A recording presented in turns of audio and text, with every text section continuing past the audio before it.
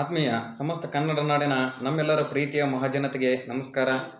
ಇವತ್ತಿನ ಈ ಒಂದು ವಿಶೇಷವಾದಂಥ ಮಾಹಿತಿಯಲ್ಲಿ ವಿಧವಾ ವೇತನ ಯೋಜನೆ ಅಡಿಯಲ್ಲಿ ಮಾಸಿಕ 800 ರೂಪಾಯಿ ಪಿಂಚಣಿ ಹಾಗೂ ಆತ್ಮಹತ್ಯೆಯನ್ನು ಮಾಡಿಕೊಂಡಂಥ ಪತ್ನಿಗೆ 2,000 ರೂಪಾಯಿಗಳ ಭತ್ಯೆಯನ್ನು ನೀಡಲಾಗ್ತದೆ.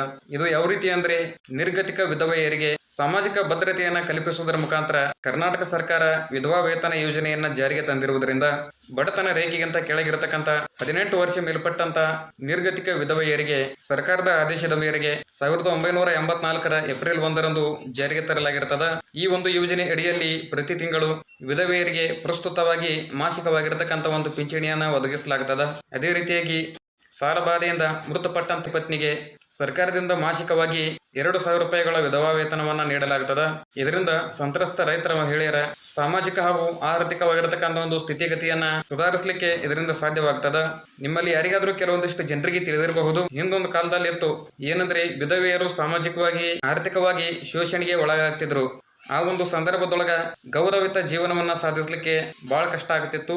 ಅದರಲ್ಲಿ ಪತಿಯನ್ನ ಕಳ್ಕೊಂಡಂತ ಸಂತ್ರಸ್ತ ಮಹಿಳೆಯರಿಗೆ ನೆರವಾಗುವುದರ ಸಲುವಾಗಿ ಸರ್ಕಾರ ವಿಧವಾ ವೇತನ ಯೋಜನೆಯನ್ನ ಜಾರಿಗೆ ತರಲಾಗಿರುವಂತದ್ದು. ಅದೇ ರೀತಿಯಾಗಿ ಸಾಲಬಾಧೆಯಿಂದ ಮೃತಪಟ್ಟಂತ ರೈತ ಪತ್ನಿಯರಿಗೂ ಸರ್ಕಾರದಿಂದ ವಿಧವಾ ವೇತನವನ್ನ ನೀಡಲಾಗ್ತದೆ. ವಿಧವಾ ವೇತನ ಅಂದ್ರೆ ಪತಿಯನ್ನ ಕಳೆದುಕೊಂಡಂತ ಮಹಿಳೆಯರಿಗೆ ಮಾಸಿಕವಾದಂತ ಒಂದು ಭತ್ಯೆಯನ್ನ ನೀಡುವುದರ ಮುಖಾಂತರ ಆರ್ಥಿಕ ಸಬಲೀಕರಣವನ್ನಗೊಳಿಸುವಲ್ಲಿ ಇದು ಬಹಳ ಉತ್ತಮವಾಗಿರತಕ್ಕಂಥದ್ದು. ಅದರಲ್ಲಿ ಬಡತನ ರೇಖೆಗಿಂತ 18 ವರ್ಷಕ್ಕಿಂತ ಹೆಚ್ಚಿನ ವಯಸ್ಸಿನ ಒಂದು ನಿರ್ಗತಿಕರ ಮಹಿಳೆಯರಿಗೆ ಮಾಸಿಕವಾಗಿ 800 ರೂಪಾಯಿ ವಿಧವಾ ವೇತನವನ್ನ ನೀಡಲಾಗ್ತದೆ.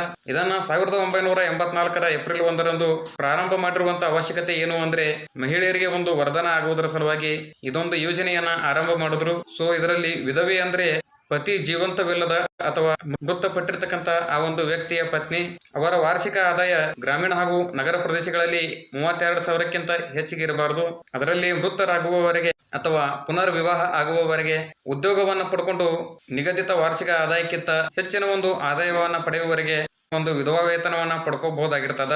ಅರ್ಜಿದಾರಳು ಅವಳ ಪತಿಯ ಆ ಒಂದು ಅರ್ಜಿಯ ದಿನಾಂಕದಿಂದ ಹಿಂದಿನ ನಿರಂತರ 3 ವರ್ಷಗಳ ಅವಧಿಗಿಂತ ಕಡಿಮೆ ಇಲ್ಲದಂತೆ ಕರ್ನಾಟಕ ರಾಜ್ಯದಲ್ಲಿ ವಾಸವಿರಬೇಕಾಗ್ತದ. ಇದರಲ್ಲಿ ಏನಾದರೂ ಬೇರೆ ಪಿಂಚಣಿ ಪಡಿತಿದ್ರೆ ಅಂತವರಿಗೆ ಇದರಲ್ಲಿ ಅವಕಾಶ ಇರುವುದಿಲ್ಲ. ಈ ಒಂದು ವಿಧವಾ ವೇತನಕ್ಕಾಗಿ ಸಲ್ಲಿಸುವ ಅರ್ಜಿಯನ್ನ ಗುರುತುಪಡಿಸಿರತಕ್ಕಂತ ನಮೂನೆಯಲ್ಲಿ ಇರಬೇಕಾಗ್ತದ. ಹಾಗೇನೆ ತಮಗೆ ಸಂಬಂಧಪಟ್ಟಿರತಕ್ಕಂತ ಆ ಒಂದು ತಾಲೂಕಿನ ತಹಸೀಲ್ದಾರರಿಗೆ ಸಲ್ಲಿಸಬೇಕಾಗ್ತದ. ಆ ನಂತರ ಈ ಒಂದು ಯೋಜನೆಗೆ ಯಾವ ರೀತಿಯಾಗಿ ಸಲ್ಲಿಸಬೇಕಾಗ್ತದಂದ್ರೆ ಅರ್ಜಿಯನ್ನ ಸಲ್ಲಿಸುವಂತ ಮಹಿಳೆಯರು ಅವರ ಒಂದು ವಾಸಸ್ಥಳದ ವ್ಯಾಪ್ತಿಯಲ್ಲಿ ಬರತಕ್ಕಂತ ಅಟಲ್ಜಿ ಜನಸ್ನೇಹಿ ಕೇಂದ್ರ ಅಂದ್ರೆ ಅವರ ಒಂದು ಉಪ ತಹಸೀಲ್ದಾರರ ಕಚೇರಿಯಾಗಿರತಕ್ಕಂತ ಹೋಬಳಿ ಮಟ್ಟದಲ್ಲಿ, ಅಂದ್ರೆ ನೀವು ಎಲ್ಲಾದ್ರೂ ಕೇಳಿರಬಹುದು, ಗ್ರಾಮ ನಗರ ಪಟ್ಟಣ ಹೋಬಳಿ ಅಂತ ಕರೀತಾರಲ್ಲ, ಆ ಒಂದು ಕೇಂದ್ರದ ನಾಡ ಕಚೇರಿಗಳಲ್ಲಿ ಭೇಟಿ ನೀಡುವುದರ ಮುಖಾಂತರ ಅರ್ಜಿಯನ್ನ ಸಲ್ಲಿಸಬೇಕಾಗ್ತದ. ಅದೇ ರೀತಿಯಾಗಿ ಗ್ರಾಮ ಹಾಗೂ ನಗರ ಪಟ್ಟಣದ ವ್ಯಾಪ್ತಿಯಲ್ಲಿ ಬರತಕ್ಕಂತ ನಾಡ ಕಚೇರಿ ಅಂದ್ರೆ ಆ ಒಂದು ತಾಲೂಕಿನ ತಹಸೀಲ್ದಾರರ ಕಚೇರಿಗಳಲ್ಲಿ ಅರ್ಜಿಯನ್ನ ಪಡ್ಕೊಂಡು ಆ ಒಂದು ಅರ್ಜಿಗೆ ಏನೇನ್ ದಾಖಲೆಗಳು ಬೇಕೆನ್ನುವಂಥದ್ದನ್ನ ಸರಿಪಡಿಸಿಕೊಂಡು ಆನ್ಲೈನ್ ಸೇವಾ ಸಿಂಧು ಪೋರ್ಟಲ್ ಮುಖಾಂತರ ಅರ್ಜಿಯನ್ನ ಸಲ್ಲಿಸಬೇಕಾಗ್ತದ. ಅರ್ಜಿಯನ್ನ ಯಾವ ರೀತಿಯಾಗಿ ಸಲ್ಲಿಸಬೇಕಂದ್ರೆ ಸಂಪೂರ್ಣವಾಗಿ ಹಂತ ಹಂತವಾಗಿ ನಾನು ಹೇಳಿಕೊಡ್ತೀನಿ, ಎಲ್ಲರೂ ನೋಡಿ. ಇದರ ಸೇವಾ ಸಿಂಧು ಒಂದು ವೆಬ್ಸೈಟ್ ಅನ್ನ ನಾನು ಡಿಸ್ಕ್ರಿಪ್ಷನ್ ಅಲ್ಲಿ ಕೊಟ್ಟಿರ್ತೀನಿ. ಆ ಲಿಂಕ್ ಅನ್ನು ಓಪನ್ ಮಾಡಿಕೊಂಡು ಇಲಾಖೆಗಳು ಹಾಗೂ ಸೇವೆಗಳು ಎಂಬುದರ ಮೇಲೆ ಕ್ಲಿಕ್ ಮಾಡ್ರಿ. ಆನಂತರ ಸಾಮಾಜಿಕ ಹಾಗೂ ಭದ್ರತೆ ಪಿಂಚಣಿ ನಿರ್ದೇಶನಾಲಯದ ಮೇಲೆ ಕ್ಲಿಕ್ ಮಾಡ್ರಿ. ಆ ನಂತರ ಅದರಲ್ಲೇ ನಿರ್ಗತಿಕರ ವಿಧವಾ ವೇತನವನ್ನ ಕ್ಲಿಕ್ ಮಾಡ್ರಿ. ಆ ನಂತರ ಅದರಲ್ಲೇ ನಿರ್ಗತಿಕರ ವಿಧವಾ ಪಿಂಚಣಿಯನ್ನ ಕ್ಲಿಕ್ ಮಾಡ್ರಿ. ಇದಾದ ನಂತರ ಪರ್ಯಾಯವಾಗಿ ನೀವು ಹುಡುಕಾಟದ ಆಯ್ಕೆಗಳಲ್ಲಿ ನಿರ್ಗತಿಕರ ವಿಧವಾ ವೇತನವನ್ನ ಹುಡುಕಬಹುದಾಗಿರ್ತದ. ಆ ನಂತರ ಆನ್ಲೈನ್ ಅಲ್ಲಿ ಅನ್ವಯಿಸು ಎಂಬುವಂತ ಆಯ್ಕೆ ಮೇಲೆ ಕ್ಲಿಕ್ ಮಾಡ್ರಿ. ಇದಾದ್ಮೇಲೆ ಅಕಸ್ಮಾತ್ತಾಗಿ ಏನಾದ್ರೂ ನೋಂದಣಿ ಬಳಕೆದಾರರ ಹೆಸರು, ಪಾಸ್ವರ್ಡ್, OTPಗಳ ಮುಖಾಂತರ ಕ್ಯಾಪ್ಚಾವನ್ನ ನಮೂದಿಸಿಕೊಂಡು ಲಾಗಿನ್ ಬಟನ್ ಮೇಲೆ ಕ್ಲಿಕ್ ಮಾಡ್ರಿ. ಚೆಕ್ ಬಾಕ್ಸ್ ಮೇಲೆ ಕ್ಲಿಕ್ ಮಾಡಿ ಸಬ್ಮಿಟ್ ಮಾಡ್ರಿ. ಆ ನಂತರ ಅದರಲ್ಲಿ ವಿವರಗಳನ್ನ ಪರಿಶೀಲಿಸಿಕೊಂಡು ಅದರಲ್ಲಿ ವಿವರಗಳು ಏನಾದರೂ ಸರಿಯಾಗಿದ್ರೆ ರೈಟ್ ಮಾರ್ಕ್ ಅನ್ನ ಕ್ಲಿಕ್ ಮಾಡಿ ಹೌದು ಎಂದು ಕ್ಲಿಕ್ ಮಾಡ್ರಿ. ತದನಂತರ ಬಳಕೆದಾರರ ಪರಿಶೀಲನೆಗಾಗಿ ಸಂಪೂರ್ಣವಾಗಿ ಭರ್ತಿಯನ್ನ ಮಾಡಿರ್ತಕ್ಕಂಥ ಅರ್ಜಿಯನ್ನ ಅದರಲ್ಲಿ ರಚಿಸಲಾಗ್ತದ. ಅಕಸ್ಮಾತ್ತಾಗಿ ಆ ಒಂದು ಅರ್ಜಿಯನ್ನ ಏನಾದರೂ ತಿದ್ದುಪಡಿ ಮಾಡುವುದಿದ್ರೆ ಸಂಪಾದಿಸು ಎಂಬ ಆಯ್ಕೆ ಮೇಲೆ ಕ್ಲಿಕ್ ಮಾಡ್ರಿ. ಅದರಲ್ಲಿ ಷರತ್ತುಗಳು ಹಾಗೂ ಒಪ್ಪಿಗೆಯ ಸೂಚನೆಗಳನ್ನ ಮುಂದುವರಿಸಿದ ನಂತರ ಆಧಾರ್ ನಂಬರ್ ಹಾಗೂ OTPಯನ್ನ ನಮೂದಿಸಬೇಕಾಗ್ತದ. ಇದಾದ ನಂತರ ಸಲ್ಲಿಸು ಎಂಬ ಬಟನ್ ಮೇಲೆ ಕ್ಲಿಕ್ ಮಾಡ್ರಿ. ಅದರಲ್ಲಿ ಸಹಿ ಮಾಡಿದ ನಂತರ ಸ್ವೀಕೃತಿಯನ್ನ ರಚಿಸಲಾಗುತ್ತದೆ. ಅದರಲ್ಲಿ ಅರ್ಜಿದಾರರ ವಿವರಗಳು, ಸಲ್ಲಿಕೆಯೊಂದಿಗೆ ಒಳಗೊಂಡಿರ್ತಕ್ಕಂಥ ಈ ಒಂದು ವಿಧವಾ ವೇತನಕ್ಕೆ ಏನೇನು ಡಾಕ್ಯುಮೆಂಟ್ಗಳು ಬೇಕು ಅಂದ್ರೆ ವಾಸಸ್ಥಳ ಪ್ರಮಾಣ ಪತ್ರ, Aadhaar card, ration card, bank pass ಪುಸ್ತಕ, ವಾಸಸ್ಥಳ ಪ್ರಮಾಣ ಪತ್ರ, ವಯಸ್ಸಿನ ಪುರಾವೆ, ಬ್ಯಾಂಕ್ ಖಾತೆ ವಿವರಗಳು, ಆಧಾರ್ ಕಾರ್ಡ್ 2 ಪಾಸ್ಪೋರ್ಟ್ ಅಳತೆಯ ಭಾವಚಿತ್ರಗಳು, BPL ಪಡಿತರ ಚೀಟಿ ಇವೆಲ್ಲವೂ ಬೇಕಾಗ್ತಾವ.